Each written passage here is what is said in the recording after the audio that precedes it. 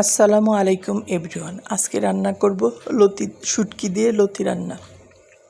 আমি লতিটাকে আগে গরম পানিতে ভাপ দিয়ে নিয়েছি।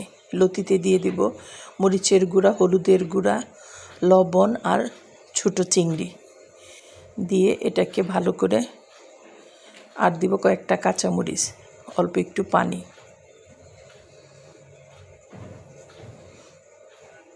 দিয়ে এটাকে নেড়ে মিশিয়ে দেব যেন মশলাগুলো লতির সাথে ভালো করে মেশানো হয়ে যায়। আমি কয়েকটা চাপা শুটকি আগেই বেছে ধুয়ে ছেঁচে নিয়েছি, তাতে কয়েকটা রসুন আর কাঁচামরিচ দিয়ে ছেঁচে এই লতির শুটকিতে দিয়ে দিব। এখানে আমি কোনো তেল ব্যবহার করব না, অল্প একটু পানি দিয়ে দিয়েছি, এটাতেই সিদ্ধ হয়ে যাবে। লতি সিদ্ধ হতে তেমন সময় লাগে না, আর এরকম চিকন লতিগুলো খেতে খুব মজা হয়। আমি ভালো করে উলটপালট করে শুটকিটা লতির সাথে মিশিয়ে নেব। পানিটা শুকিয়ে গেলেই নামিয়ে নেব। মোটামুটি আমার লতি রান্না প্রায় রেডি।